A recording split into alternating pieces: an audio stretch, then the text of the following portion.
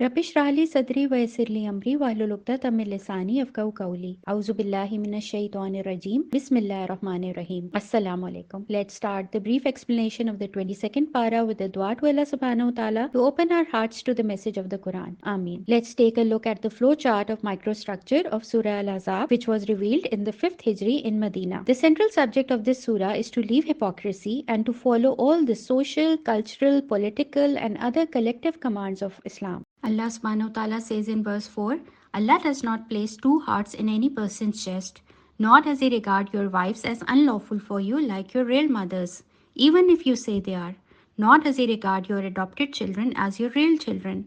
These are only your baseless assertions, but Allah declares the truth, and He alone guides to the right way. Here we are told that one person cannot be a believer and a hypocrite at the same time. Every person has one heart, right? So it can either be filled with Iman or Kufr.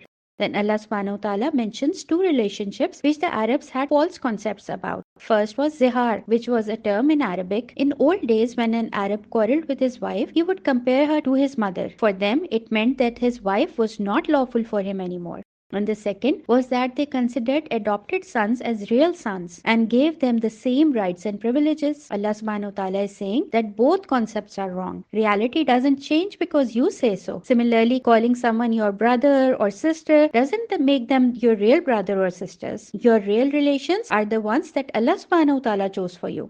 In verse 5, the command comes to call the adopted child with his real father's name. Why? Because Islam protects the lineage of every person. As soon as this verse was revealed, the name of Rasulullah sallallahu alaihi wasallam's adopted son Zaid bin Muhammad was changed to his real father's name, Zaid bin Haris. You see how quickly the Muslims obeyed the commands revealed in the Quran. Can we say the same thing about ourselves? Then Allah subhanahu wa ta'ala says in verse 6, the Prophet is closer to the believers than their own self, and his wives are their mothers. The relationship of Rasulullah sallallahu alaihi wasallam with the Muslims is superior to all other relations. Whatever Rasulullah sallallahu alaihi wasallam did for us can only lead to our eternal happiness. Even our best well-wishers cannot claim this, right? So Muslims should also regard him dearer than his own parents, their own children, their own selves. They should love him more than anything and anybody else in the world, and they should prefer his judgment and opinion to their own. We are also told in this verse that the wives of Rasulullah sallallahu alaihi wasallam are our mothers. They are called Ummahatul Mu'mineen, mothers of the believers. For a girl, her first role model is her mother. We are so unfortunate that most of us don't even know the names of these mothers of ours, let alone their life histories. Believe me, if we got to know about them, we would fall in love with their personalities and would want to be like them. Verses 9 to 27 is a commentary on the Battle of Ahzab and the raid against the Bani Qurayza. Battle of Ahzab is also known as the Battle of the Ditch and the Battle of Khandak. Why this battle took place? Because the Quraysh had mobilized different tribes, including some Jewish tribes, so they could take a great army to attack Medina. They intended to fight Rasulullah sallallahu alaihi wasallam and wipe out every trace of Islam. Rasulullah sallallahu alaihi wasallam consulted with the Muslims so they could agree on a plan of action. Hazrat Salman Farsi gave a suggestion to protect the city by digging a trench around it. This strategy was used in Persia but was unknown in Arabia. The companions and Rasulullah sallallahu alaihi wasallam himself tirelessly dug a trench for around 10 days, which would be able to protect Medina. When the enemies arrived, they were shocked that they could not enter the city. They had come with such confidence of their victory, as they had come with a huge army of around 10,000 people. Rasulullah sallallahu alaihi wasallam faced this mighty force with around 3,000 people. The women and children were left in Medina, as there was a Jewish tribe called Banu Qurayza in the southeast of Medina, which had a treaty with the Muslims. Despite the agreement on helping each other, the Jews broke the treaty at a crucial moment and increased the tension in the Muslim camp. But we know that Allah subhanahu wa ta'ala always helps the firm believers. Allah subhanahu wa ta'ala says in verse 9, O believers, remember Allah's favor upon you when enemy forces come to besiege you in Medina. So we sent against them a bitter wind and forces you could not see, and Allah is all seeing of what you do. As the enemy forces camped outside the trench, a severe storm with strong winds and heavy rain struck their camp. The storm was so intense that it caused their tents to collapse, extinguish their fires, and disrupt their morale. At one time, the situation was so tense that Allah subhanahu wa ta'ala says in verse 10, remember when they came at you from east and west, when your eyes grew wild with horror, and your hearts jumped into your throat, and you entertained conflicting thoughts about Allah. This was the time when the hypocrites started making excuses and asked permission to go back to Medina. And what was the condition of the true believers? Allah subhanahu wa ta'ala says in verse 22, 22. When the believers saw the enemy alliance, they said, "This is what Allah and His Messenger had promised us. The promise of Allah and His Messenger has come true," and this only increased them in faith and submission. Same situation, but two totally different reactions. This is why Allah subhanahu wa ta'ala tests us, because when trials come, only then it becomes clear who is loyal to Allah subhanahu wa ta'ala and His Messenger and who is a Muslim in name only.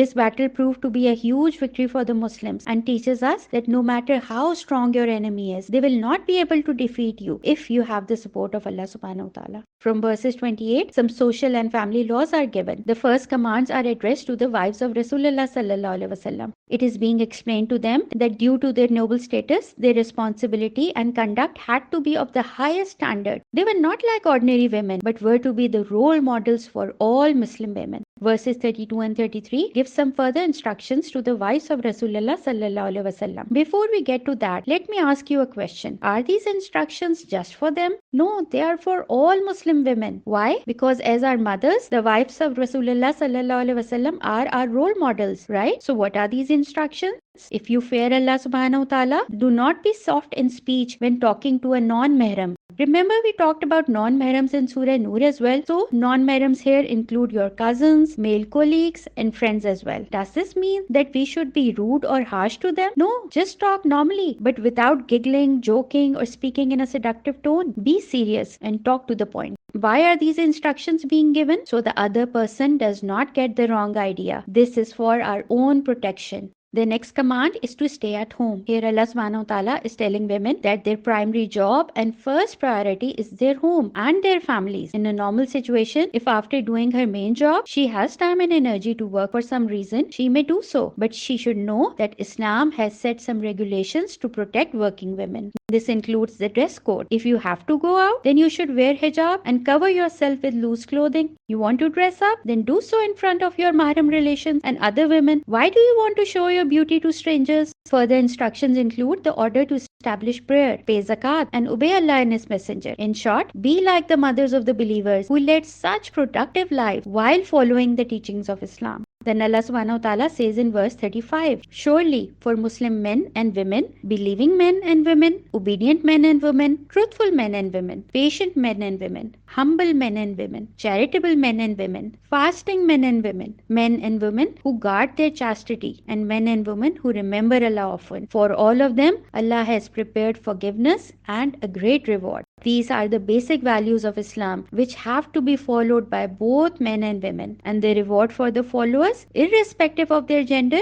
will be the same. Verse 53 contains special commandments about the family life of Rasulullah sallallahu alaihi wasallam.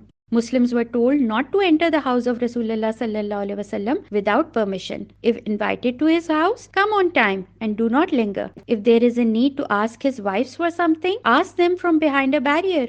In verse 55, the believers are commanded to send durood on Rasulullah sallallahu alaihi wasallam. Verse 59 is a general command to the Prophet's wives, daughters and all Muslim women. O Prophet, ask your wives, daughters and believing women to draw their cloaks over their bodies. In this way, it is more likely that they will be recognized as virtuous and not be harassed. And Allah subhanahu wa ta'ala is all forgiving, most merciful. All women are instructed here that when they leave their homes, they should cover their bodies and heads with an outer garment. Why? So they would be recognized as decent and virtuous women. You see, all commands from Allah subhanahu wa ta'ala are for our own benefit. They help us in this world and they will be a means to get to Jannah in the hereafter. Surah Saba. Let's take a look at the flow chart of microstructure of Surah Saba, which was revealed in the second phase of Rasulullah sallallahu alaihi wasallam's stay in Makkah. The central theme of this surah is belief in Allah subhanahu wa ta'ala, life after death, and prophethood of Rasulullah sallallahu alaihi wasallam. The surah starts with the praise of Allah subhanahu wa ta'ala. Next, Allah subhanahu wa ta'ala speaks of his grateful servants and how he favored them. First, Dawood alayhi salam and the miracles given to him are mentioned in verse 10.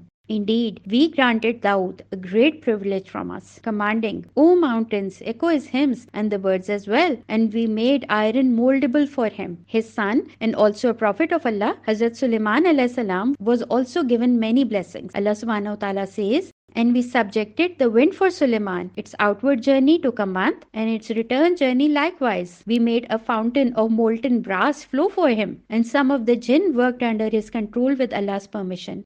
Both these prophets were given great miracles. They had authority over large kingdoms, and yet they were humble. They ruled their people with justice and were always grateful to Allah subhanahu wa ta'ala. Then Allah subhanahu wa ta'ala mentions the story of the people of Saba, who because of their ingratitude met a miserable end. Verses 22 and 23 take us to the day of judgment, where all the so-called gods will be powerless. No one will be able to intercede on behalf of anyone, and only those who would be given permission to speak will be able to do so. Surah Fatir. Let's take a look at the flow chart of microstructure of Surah Fatir, which was revealed in the third phase of Rasulullah sallallahu alaihi wasallam's stay in Makkah. The central subject of this surah deals with the understanding of Allah subhanahu wa ta'ala's law of reward and punishment. Allah subhanahu wa ta'ala says in verse 1, "All praise be to Allah, the fashioner of the heavens and the earth, who appointed angels as his message bearers, having 2, 3, 4 wings. He adds to his creation whatever he pleases. Verily Allah has power over everything."